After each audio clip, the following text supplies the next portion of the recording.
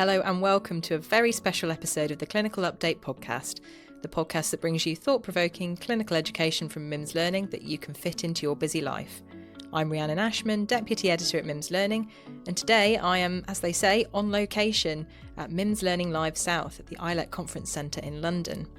And as I'm here at MIMS Learning Live, and some of you may not be, I'm bringing you some key snippets of education from the speakers and behind-the-scenes chats with the experts, including what they think are the most pressing clinical challenges that they're facing today. Much like the average GP's working day, we'll be taking a meandering tour through different clinical areas, covering some of the big hitters, respiratory, women's health and paediatrics. And we'll also hear an update on a topic that's close to our MIMS learning hearts, earlier cancer diagnosis. Regular listeners will know about our earlier cancer diagnosis campaign, which is running throughout 2025. We've got a number of free learning modules, webinars and podcast episodes available for you to help you identify at-risk patients, spot signs and symptoms of cancer, and make best use of referral pathways to optimise early diagnosis. You can find all of these on our website, mimslearning.co.uk, and I'm really looking forward to catching up with Dr. Owen Carter, GP and National Clinical Advisor with Macmillan, later on in this episode to hear about what's going on in this area.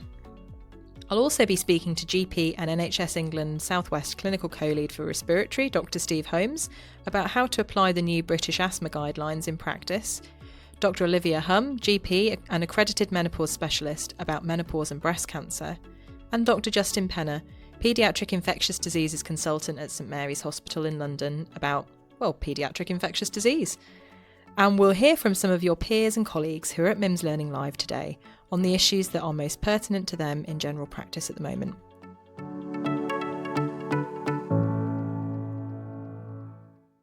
So, first on my agenda, I'm talking about a topic that's always worth keeping up to date on, and that's asthma. I'm Steve Holmes. I'm a general practitioner down in Somerset, and I've been there for 20 odd years. Before that, I was a GP up in the Yorkshire Dales. So from that, you can tell I'm a little bit old in the tooth, but I'm still an active GP, still love it. I've done a lot of work with the Primary Care Respiratory Society and still heavily involved with them, equally so with the British Thoracic Society. And if you know anything about that, the word thoracic and respiratory means I've got a respiratory interest. But I've also done quite a lot with the RCGP and involved in our local faculty, and have been involved in College Council and done a lot of medical education. Yeah. So I've loved doing different bits over time. Yeah, you're a well-known face for us at MIMS Learning, and you're talking later on today about the British asthma guidelines.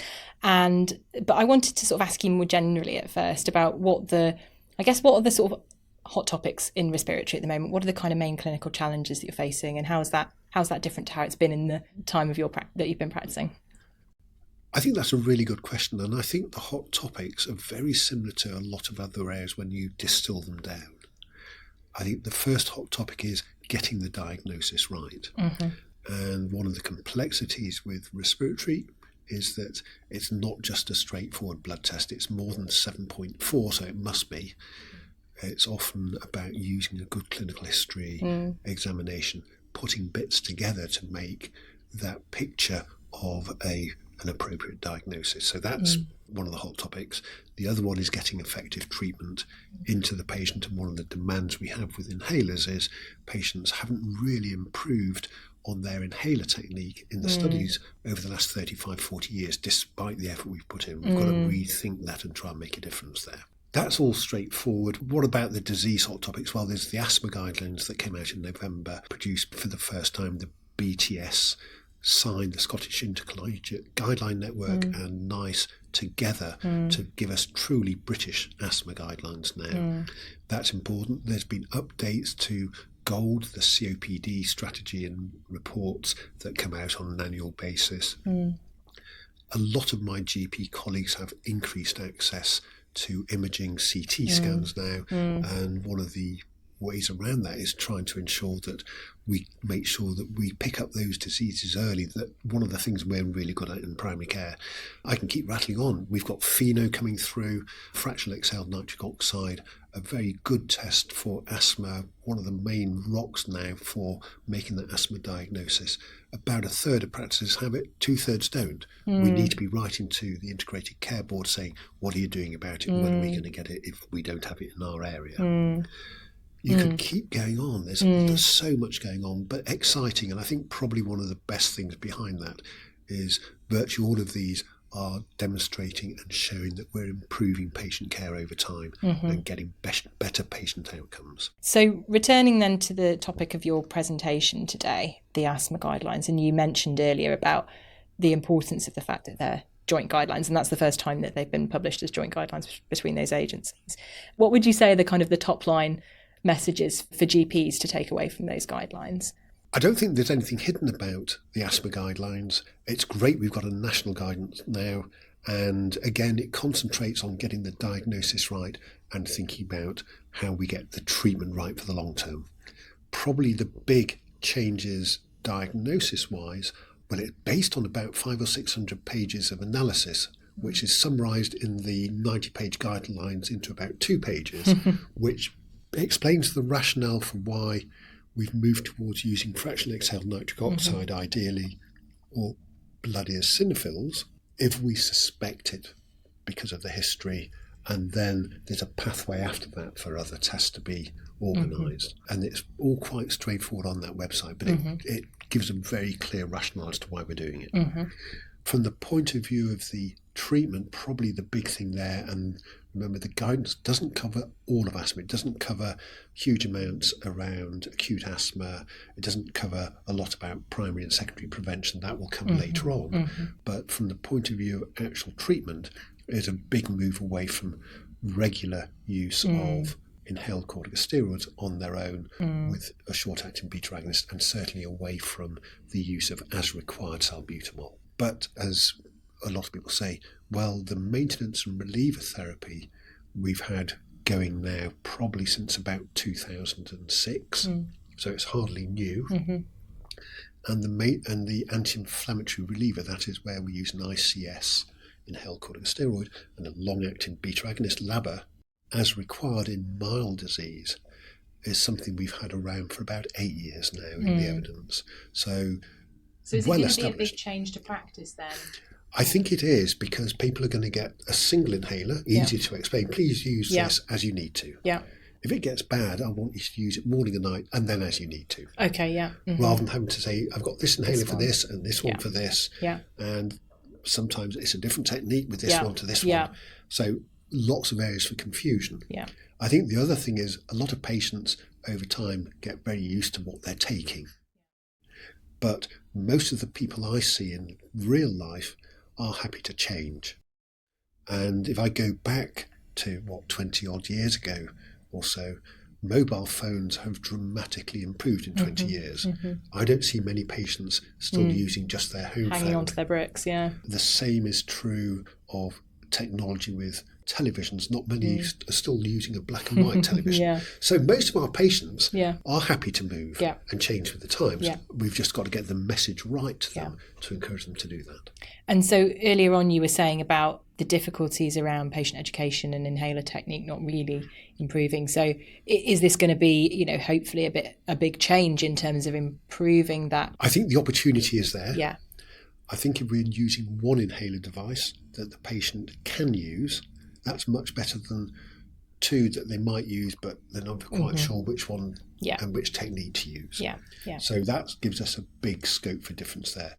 Assuming we don't keep changing to different ones every few weeks, saying we want you to change this one now, which makes patients often feel as though we're just looking for a cheaper drug or different options, and creates quite a bit of reticence. So assuming we stick to a similar pattern for that, then I think that gives patients a chance to get familiar.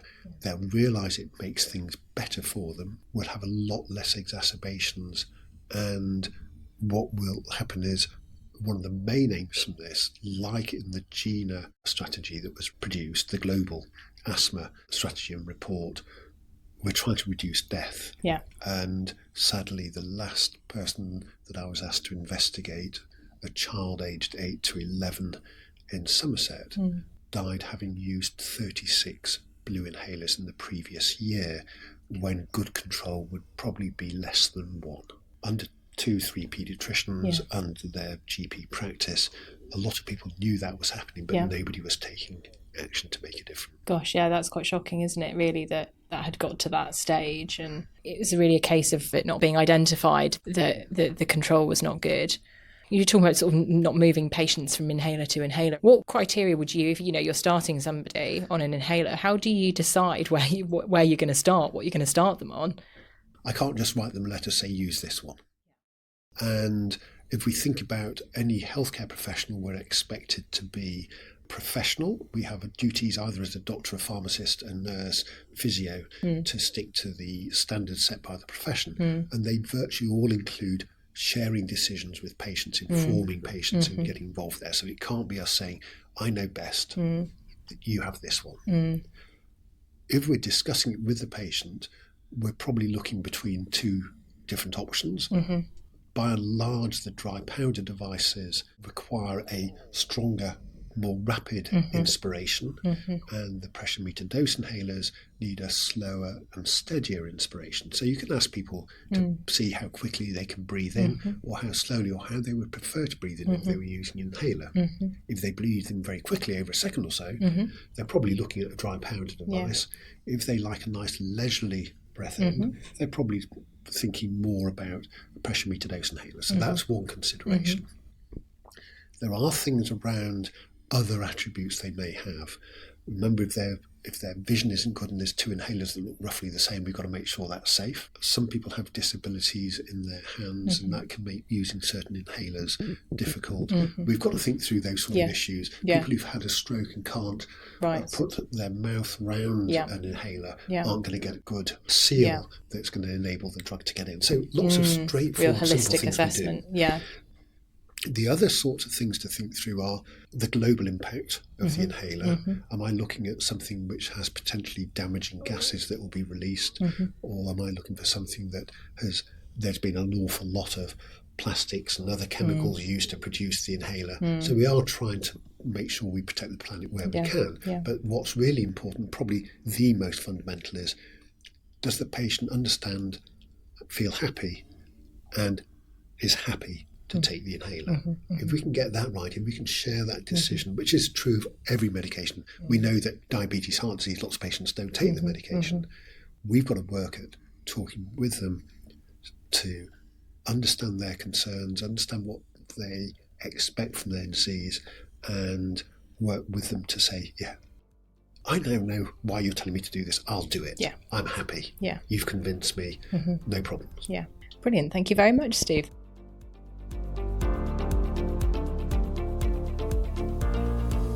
Now, the exhibition hall has been very busy today, and I wanted to find out from our delegates what the most pressing issues they're facing are.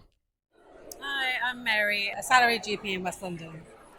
And can you tell me what are the kind of main clinical challenges that you're sort of seeing in practice at the moment? Across the board, it's patient demand and appointment demands, and trying to balance how we're managing that and trying to bring new structures forward to hopefully manage things a bit better. Bimal Raja, I'm a salaried GP in Chesington. I mean, as a GP, you see everything, and the patients that we see are particularly complex. They're much older in Chesington. So, we get to see a lot of different variety of things. Hi, so my name is Professor Raj Thacker. I'm a GP.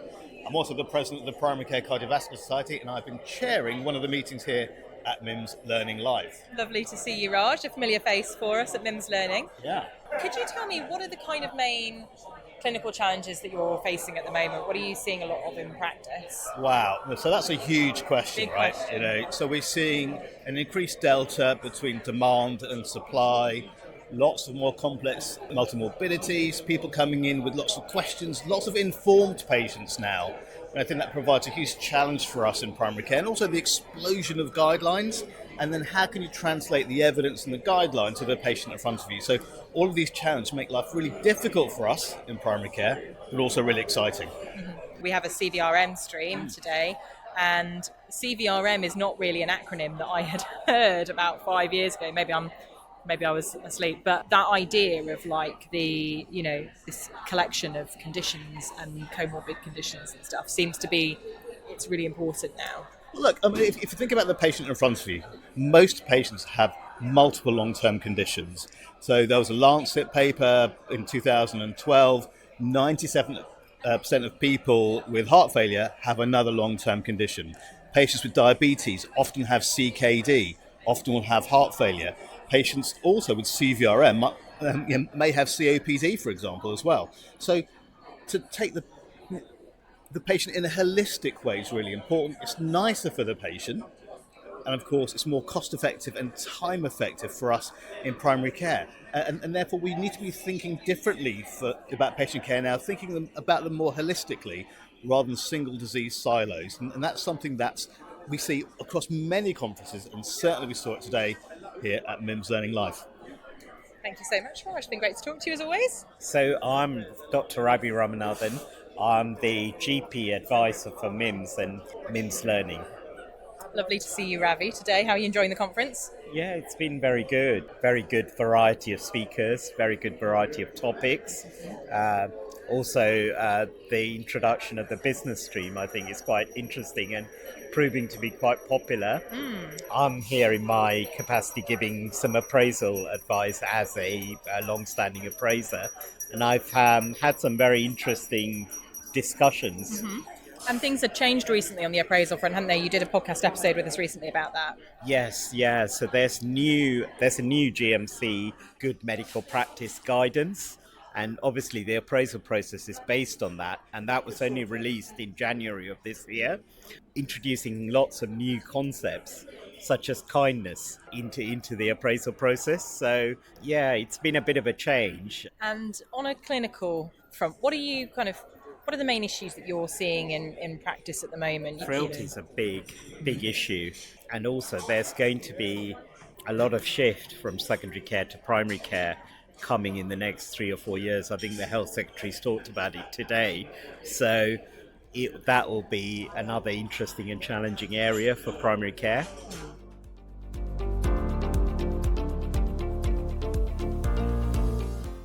Changing direction now. I'm here with our clinical advisor for women's health to consider an issue that's been very topical recently: menopause and breast cancer. Hi, my name's Olivia Hum. I'm a GP in Sussex, in Lewes in East Sussex, and I've been a GP for about 20 years. And I'm also one of a very small number of British Menopause Society accredited menopause specialists. So I work on the Council of the British Menopause Society, and I also, as well as doing GP work, I also run a private menopause company called Myla Health. Welcome to the Clinical Update podcast. And we're here at MIMS Learning Live. You've done a presentation this morning on menopause and breast cancer, which is obviously a really hot topic. So what are the key issues that GPs need to be aware of in terms of menopause and breast cancer? So I think the reason it's become a hot topic is because a lot of the conversation has been around HRT. And so definitely when this all sort of exploded in 2020, 2021, it was all about HRT and how brilliant HRT was, and how if you didn't take HRT, then terrible things were going to happen to you. And we've got a large population of women who have breast cancer, and we know about 20% of women developing breast cancer will be under 50, and most will be in the menopausal age group, 40 to 55. And these women were just being totally left out of the conversation. And what also makes them a particularly women that we really do need to treat is that for many of them, they'll be on medication or on treatment, which puts them into either an early menopause or a sort of extreme menopause. And their symptoms are difficult to manage because we can't, in most cases, use HRT for them. So the main point that were coming out, we were looking at why is a woman with breast cancer a special case. We were looking a lot in non-hormonal management of symptoms, which are quite useful for any women. Some women don't want HRT. And looking at some of the newer medications that we have now for managing vasomotor symptoms. We were looking at lifestyle advice that we need to be giving women, all women actually in menopause, but especially the women who can't take HRT.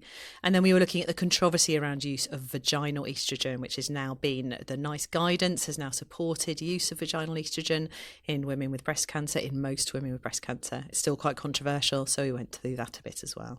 Talking about how a history of breast cancer might affect menopause, what things are you seeing there?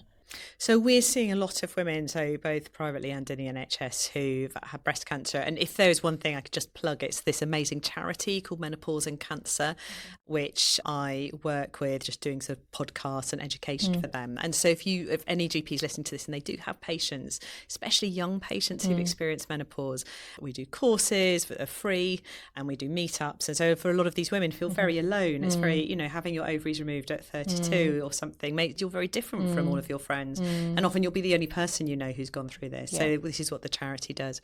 So the issues that we're seeing in these women are a lot of them for the medication. So younger women with high risk breast cancer will be given GnRH or antagonists that will shut their ovaries down, and so will put them into a sudden severe menopause. And then especially the really big problem we're seeing is women with aromatase inhibitors. So these are women in their 50s, usually postmenopausal, and they're given AIs which sort of wipe out any last bit of estrogen in their body, and they get really severe symptoms. And we know that the discontinuation rate of AIs is very high, and that is because of the menopausal symptoms that they're getting. Okay, so really important then to be able to manage them. Yeah, absolutely. And it's a multi-pronged, you really need to have all your GP skills. It is absolutely multi-symptom management, basically. And what we do in clinic, and this is the difference from my NHS work, where I get 15 minutes to do this, and privately where I get an hour, is that we sit and we go through every single symptom and we try and manage it. And there are lots of tricks for managing these that we perhaps aren't licensed or aren't particularly well known, but we can really, really help these women if we know what we're doing properly. The main symptoms that we have to manage are vasomotor symptoms, and we've always traditionally in the old days used clonidine for this, which is an old-fashioned medication that we used to use for hypertension, and we don't use that so much now because it's got lots of side effects and it's not particularly effective. So we do use a lot of SSRIs. We tend to use escitalopram or venlafaxine, largely because neither of them interact with tamoxifen. And we also, interestingly, use oxybutynin, which is not licensed, but we know is actually very effective for vasomotor symptoms. So those are the two things in the menopause world that we use. Those are the older ones anyway. The newer ones are these new NK3 antagonists, which are hugely exciting. And this is fezolinetant and elinzanetant. Fezolinetant is out in the UK. It's got an MHRA license. It has just not been approved by NICE, largely because the committee didn't seem to feel that this was an issue and that there were other alternatives that were equally as effective and cheaper. I think any of us who work in this world would argue that there are a group of women who really can't tolerate the other treatments and for whom it's very useful. There's no data so far on fezolinetant with breast cancer patients, but the way it works is non-hormonal. There is data on elinzanetant with breast cancer patients. It's just coming out now, the Oasis 4 study. And this is really, really exciting. So they used it on women who were on aromatase inhibitors. It was really, really effective. That hasn't come out in the UK yet, but hopefully it will come out next year. One of the other topics that you talked about, that you covered in your presentation, was around HRT and in people either with a personal history of breast cancer or a family history of breast cancer. What are the key points on that you want to communicate?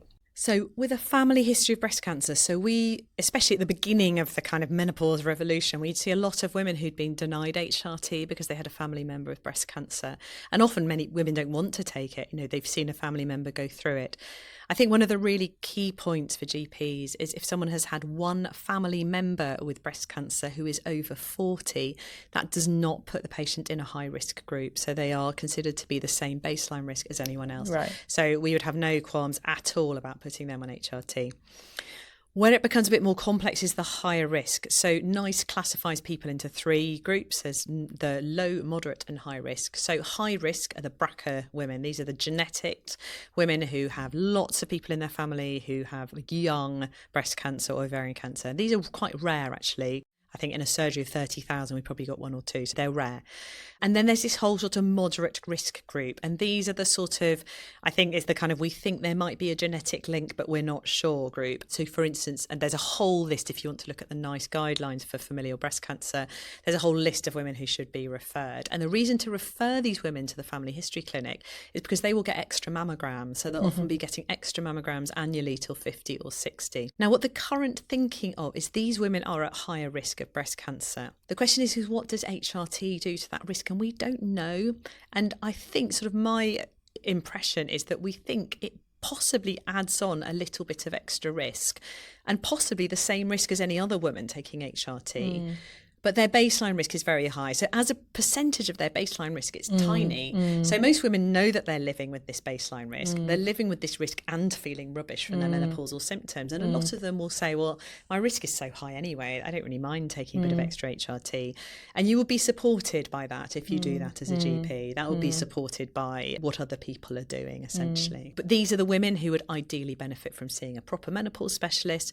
As we know, they're not available in many parts of the UK, but they are in some. So the big cities have menopause clinics, and these women really benefit from a proper risk-benefit discussion with a specialist. Yeah, and interestingly, in our learning module that we've got on the NICE guidelines on menopause, the author of that talks about the benefit, of course, to, a woman who's really struggling with her menopause symptoms and, is perhaps not able to get out and exercise as much and is not eating as well as she would want to. And actually the quality of life that she would gain from taking HRT that actually might enable her to take other actions that will bring her risk down in other ways through weight loss or whatever it is. So I absolutely agree, and especially with sleep.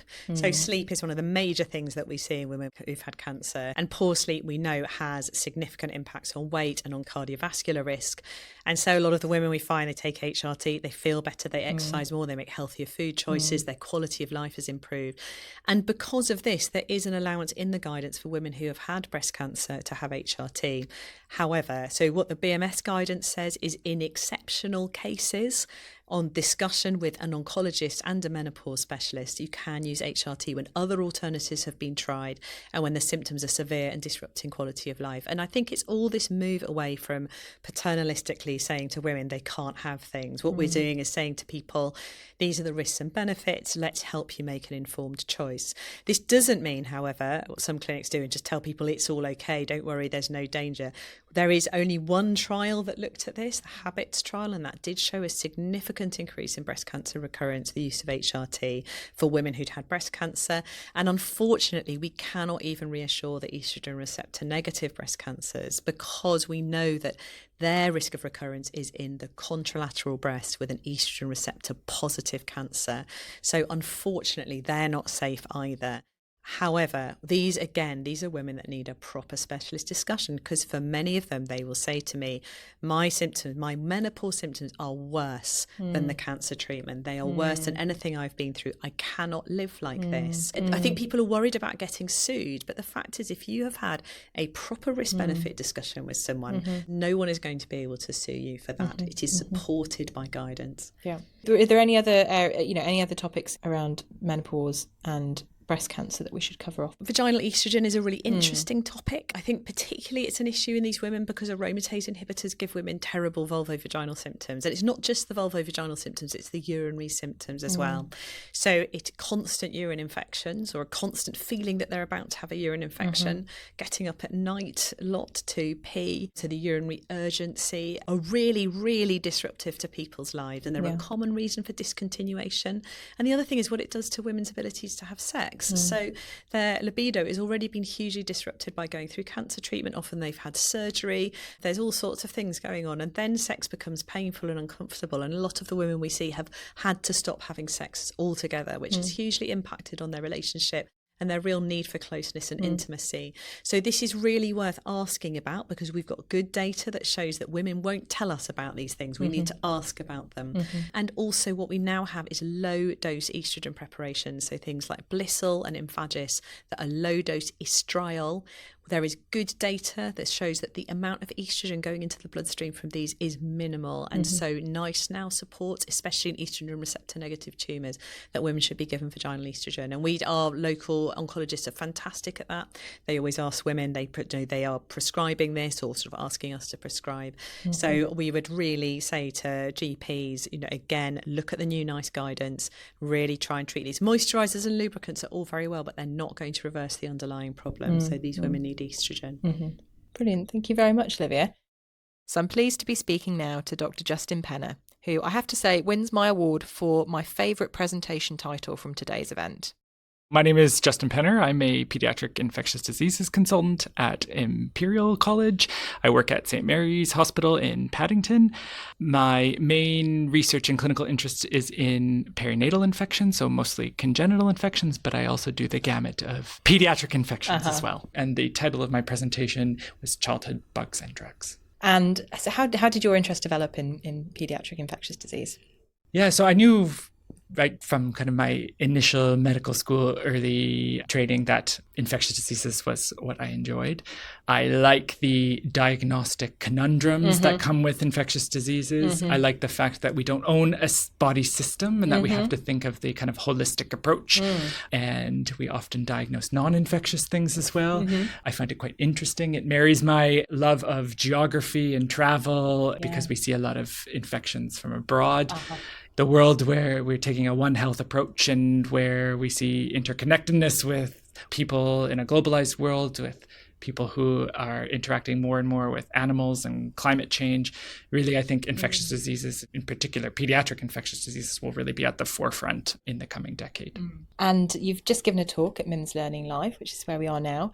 So I wanted to ask you, what are the main things that GPs might be seeing in practice? What might be the main sort of challenges for primary care in terms of infectious disease? There's probably two main challenges. So the first is vaccine hesitancy. I look up to my GP colleagues so much for this because they're at the forefront of vaccine skepticism and vaccine hesitancy. And like we talked about in the presentation, I mean, what's old is now new. We're seeing a resurgence of vaccine preventable diseases. And really the main way of preventing these is increasing our vaccination rates. So, counseling families and recounseling families, I mean, it's not always easy, but is certainly something that we need to push, and we need to push that message that vaccines are safe, that they work really well. And that's really the only way that we're going to prevent these diseases from coming back. People forget what it was like to have polio and measles, and because vaccines work. That's really the first main thing. The second thing, I think, is antimicrobial resistance. And again, we talked about this a bit in the presentation as well, is using antimicrobials responsibly. That's because we only have an armament of antibiotics. And as the bugs outpace our antibiotic development, we get to a point where the normal, easy infections that were previously easy to treat are not so easy anymore. So what does that look like practically for GPs in terms of using those responsibly? Yeah, so GPs are excellent clinically, so relying on our clinical acumen, our clinical scoring systems, rapid diagnostic testing to make sure that actually what we're prescribing antibiotics for is actually what's going on in the patient. There is a counseling element to this as well. A lot of our common infections, acute otitis media, pharyngitis, I mean, the vast majority of these are viral and will resolve with time and just need symptomatic management. Obviously, it's important to pick out those with red flag symptoms, to counsel families on reasons to come back, to safety net them appropriately. But actually, the majority of those simple infections, if we support kids through it with hydration, with antipyretics, they'll get better on their own. Counseling families that is the case, that actually antibiotics may actually not make that much of a difference in the grand scheme of things, I think is very important. The message that we need to portray to families is that it's normal to get about 10 viral infections a year. If you think about it, that's like one a month almost. So you almost are getting rid of one by the time you're getting a new one, right? And that's normal. What we need to pick out is those kids who really truly have bacterial pathology that would benefit from antibiotics, and certainly want to give that safety netting to make sure if things evolve, because things can evolve, and that parents are empowered to come back to know what to do and to seek further care. So picking up then on what you were just saying about the old is new and the vaccine hesitancy, what are the examples of that you're seeing? Yeah, so I think the most prominent example is probably measles. I mean, we actually see that every day in our hospital, and I'm sure that's just the tip of the iceberg, right? So the community rates are much greater. We only see the children with unfortunate complications. We talked a bit in the presentation about how infectious measles is. It's really a public health nightmare. One case of measles infects and causes a secondary cases in up to about 18 patients. Of those, a significant proportion will develop complications. But the message is that the vaccine is safe. It's super effective. Kids that have 2 vaccines, they are upwards of 99% protected. We do need to keep high rates of herd immunity in the population because measles is so infectious, which is why, again, our vaccine counseling is so important. Yeah. And you mentioned in your talk congenital syphilis as well being on the rise. And is that something that GPs might see in practice, or is that really something that you're seeing in secondary care only? It certainly could be something that GPs see in practice. At the moment, we only screen for bloodborne viruses and sexually transmitted pathogens like syphilis once in pregnancy. So a negative in the first trimester or whenever the woman does their booking bloods, it doesn't rule out an infection in the latter part of pregnancy. Equally doesn't rule out a HIV infection or a gonorrhea infection or any other bloodborne virus or bacterial pathogen. So certainly something that GPs might see in their practice, although we used to say it's only something you would read in textbooks. That's certainly not the case anymore. There is a big increase of public awareness for syphilis, which I think is good, and certainly in the medical community as well. But I do think that we're probably on an up peak of syphilis cases. If we look at other places like in America, in Canada, there's really been massive outbreaks of syphilis. And what we also need to remember is that in the world, syphilis is the main infectious cause of stillbirths worldwide. Right. So on a global scale, it's certainly not an insignificant pathogen. And what would GPs be looking out for if they were suspecting this? Yeah, so the babies, because syphilis is like the great masquerader, and it can really present with anything, and it can present it in infancy right away with the kind of classic hemorrhagic rhinitis, meningitis, the petechial rash, inflammation of the liver, problems with bone marrow on your full blood count. But it doesn't always present like that. It can be missed, and children older than 2 years old can present with musculoskeletal defects. They can present with kind of the classic, what we call the Hutchinson triad, which is abnormalities in their teeth. They get peg-like teeth or mulberry molars. They can get keratitis, so interstitial keratitis, or sensorineural hearing loss. So it really spans the gamut, even if it's missed in pregnancy. You know, babies may be asymptomatic at birth and then present with signs and symptoms later on. So it's just something to keep in mind. I would say it's still relatively rare, but there certainly is the potential of increasing. I think probably the congenital infection that GPs will see the most, just because it is the most common, but equally babies often present as what we consider asymptomatic, is CMV. It is CMV Awareness Month this month. So all women, especially women of childbearing age, should really be educated on CMV. It is the most common cause of sensorineural hearing loss outside of genetic causes, and again can cause a multitude of multi-organ symptomatology.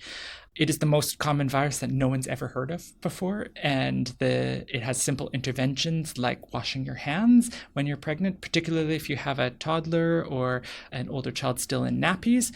The most important thing is after you change the nappies to wash your hands, because the CMV virus is shed heavily in urine. So, you know, I see a lot of families with babies with congenital CMV, and the parents say, "Why has nobody told us about this before?" Right? So I think, you know, along with syphilis, there are other congenital infections, certainly that GPs will see in their practice. So again, what would a GP be looking for in a child with congenital CMV? A baby that's born with kind of the more severe end of the spectrum, they can present with rashes at birth, very small head size. They may fail their newborn hearing screen. So all babies who have sensorineural hearing loss, the recommendation is that they are tested for CMV, and that sometimes falls through the cracks in a kind of Swiss cheese model. Or children may have developmental delays, but that's if they're a bit older and it's been missed, because they may not have symptoms at birth. Hearing is probably the one that triggers people to think of CMV the most, outside of the newborn period, with the kind of classic kind of symptoms that we read in textbook. I did have a picture of a baby with congenital CMV, and actually it was just a normal baby, because most babies that have congenital CMV will have no signs and symptoms at all, but may then develop symptoms in the future, particularly from a hearing perspective. So again, just something to be aware of. Great. Thank you so much, Justin. It's been great talking to you. Thanks for having me.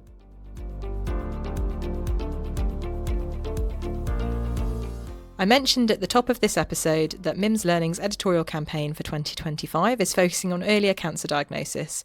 So I'm really pleased to be catching up now with Dr. Owen Carter to get into this topic in a bit more depth. Hi, my name is Owen Carter. I'm a GP, and I spend about half my time doing GP partnering, and then also I'm a GP with specialist interest in oncology, running a rapid diagnostic cancer clinic down in St George's in Tooting, and then I'm a national clinical advisor for Macmillan. Great. Welcome to the Clinical Update podcast, Owen. Thank you for joining me. How did your interest in oncology develop? Yeah, so it's about 10 years ago, I attended an RCGP conference, and it was looking at early diagnosis of cancer and highlighted that we were really quite poor in our performance. So looking at early stage of diagnosis, stage 1, stage 2, when we're looking at international comparisons, really quite poor. Any of our EU counterparts at the time, or even wider than that, we really were poor performing. And I was really struck to be thinking, why is that the case? What's happening? What are we doing that we could do something about? And it's something I could thought, I could really get my teeth into that. And you've just given an excellent presentation on the topic. Could you give me a few top lines, I guess, about what are the kind of principles of early diagnosis? Like, why were we in that position 10 years ago that you discussed, where we were not performing brilliantly? Is that still the case? What are the kind of key factors? Yeah, and certainly things are improving, but we've still got a way. So we're just short of about 60% overall. So there is an aim for in the next couple of years that we should be getting 75% of cancers to be diagnosed as stage 1 and stage 2. So things are going in the right direction. It's a tricky path to be thinking about how we're going to get there. There's a number of ways we can break that down to be thinking about opportunities going forward, and part of that is in terms of thinking about that patient interval, getting the patient to come to us when they have those symptoms rather than sitting on them or not feeling able to contact us. And then also, once we're in the consultation room, what are we doing? What's that referral interval? How timely are we referring those patients on, either doing tests within the practice, whether that be direct access CT or whether that be myeloma screens, or whether that's referring a patient down an urgent suspected cancer pathway. And then utilising clinics like RDCs where you've got that hunch, you've got that concern. And I think particularly historically, if we're thinking 10 years back, we knew that you, as a jobbing GP, you'd often have that hunch, you'd have that concern that there's something going on and you're just not sure what it is, but they didn't fit criteria. So what do you do? And so you sit on the patient till they start to develop symptoms, and hey presto, they've got a late diagnosis of cancer. So it's thinking about, you're able to then act on those, that gut feeling. We know from studies about 10 to 15% of these patients will have cancer. Only around 3% of patients will have cancer who have red flag symptoms. Right. So we have to be thinking, how can we empower GPs to be acting on that, really? Wow, comparatively, that's quite interesting, isn't it? That 3% to the sort of 15% based on I've heard it described as like the sixth sense, Absolutely. Absolutely. That GPs have. You started alluding to it then. What are the kind of barriers that would stop somebody presenting to their GP if they're worried? I think COVID taught us a lot, recognising that it's often people who actually need us most who are not presenting. I looked at data showing that people who are Black, who are from the LGBTQIA community, who are the most deprived populations within our communities, are most likely to be waiting more than 3 months before they're coming to see us within the clinic. So that may be that they're just fear of the unknown, it may be they feel they're discriminated against, they may have had poor experiences in the past, and increasingly concerning in terms of having particular thoughts about healthcare, and whether that be particular views about their own health and how that can be managed, but also feeling that they're not listened to and that risk that they might not be taken seriously. I was just at your talk then, and you were talking around health education campaigns to kind of, empower patients to spot the signs and symptoms of cancer. And you touched on the idea that the side effect of that, if you like, might be an increase in the number of worried well presenting. How do you square that circle? It's really difficult, isn't it? It's impossible. and I think we know that we need to cast our net wide. We need to have public health campaigns that focus on everyone, but we need to have something focused to those priority groups. So we know from the data that we need to be thinking about those same priority groups all the time throughout everything we do, and thinking about what action we are doing may even wider health inequity further. So, and encouraging people to take up the national screening campaigns, and there's always pros and cons of those, but having a shared decision about whether they take those up, and really encouraging people to do so, because we know at population level they do improve outcomes. People get diagnosed with cancer earlier through them. And that has a direct effect in terms of people not dying of their cancer and not also having longer term consequences of a later stage diagnosis in terms of their treatment, for instance. But equally, we need to be thinking about how we lower that threshold and investigating in a timely way. And often that may be not even referring them on to an urgent suspected cancer pathway or an RDC. It may be actually having a safety net within our practice to be saying, okay, so I'm going to contact you again in 3 weeks' time, and we're going to check to see what your weight is, for instance. And we're doing that electronically. Right. They might use a care coordinator to do that, so it's not all the onus on the GP. But we need to be thinking about other mechanisms of how we're safety netting those people or investigating, doing those bloods, doing that chest x-ray, doing that fit test, just to be thinking, I'm a bit concerned. There've got to be a situation where you'll just have a discussion with that patient who's very anxious, very worried about it. And often I see within the RDC, we often get many referrals of people who are, the underlying issue is their mental health. And at St George's, we're very lucky. We have a psychologist embedded within our core team. And that's really helpful to be thinking about how we are supporting those patients because they also need to be supported and think about how they navigate the healthcare system as well. My concern at the moment with Macmillan as well, we're looking at disinformation and where a lot of people have particular ideas and thoughts and thinking about how we can break that down because that's really tricky. What are some examples that you've come across? We're seeing a lot of it actually, unfortunately, both within, so sometimes I'm seeing them within my RDC clinic, but often they will not even get through to the RDC clinic. So I've got a patient recently who I'm very worried that they have a cancer and I've known him for a number of years, but unfortunately he will not have any investigations, any tests, because he has very fixed thoughts, natural body and nothing more. But there's far more extreme examples of that where people are, for instance, and not so much in terms of getting a diagnosis first of all, but once they receive that diagnosis, where it may be an early cancer diagnosis within stage 1 and stage 2, where actually they're then having treatments. I don't know if you've seen the Netflix show that highlights the use of apple cider vinegar, isn't it? I've got a patient who goes over to Mexico and has cannabis infusions and absolutely set that actually that's what's going to cure his prostate cancer. And unfortunately, we're seeing now that it's advancing more and more. And so particularly on social media, there's more and more of these sorts of viewpoints shared, which makes it really tricky for us to then to be unpicking that. I'm not being paid by Big Pharma, but it's Big Pharma who have influenced everything else, and therefore it has an impact on that these cancers don't need treating. Right. So you also mentioned something interesting in your talk around support for people with serious mental illness who are referred on a suspected cancer pathway. And so how does it fit in with that when you've got somebody potentially having investigations and any kind of comorbid mental health problem? What are the considerations? Yeah, and we know within that cohort of people, they are most likely to have a delayed diagnosis. They're most likely to have a later stage of diagnosis once they do get diagnosed. They are most likely to drop out of treatment and therefore have longer term consequences of that diagnosis and worse death rates as a result. So we have to be thinking, how do we support those patients to actually present to us in the first place, which is what we've talked about already, but also I would say thinking about what we're doing to ensure that they are going to those appointments, that we're safety netting that. We're getting other people within our team to be contacting that patient.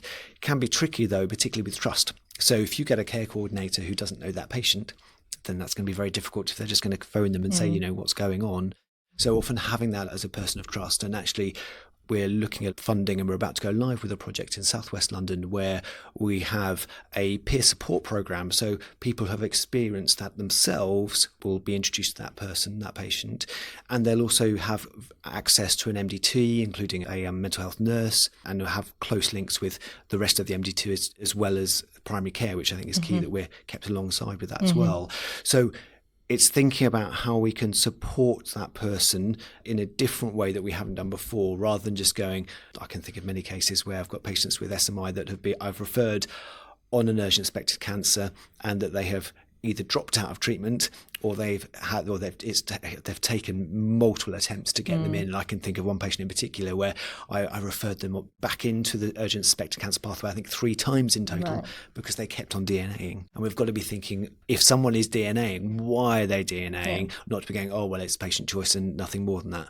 what can we do in a different way to make sure are they actually supported, and do they know the implications? We have an interesting learning module on that actually on MIMS Learning about missingness, and exactly Fantastic. as you say, like the interrogating what's behind it. Talking about safety netting a bit more, one of the things that came up a question after your talk was around communication with out of hours, and how that safety netting responsibility can be shared among the wider team. And just wondering if you have any thoughts on that.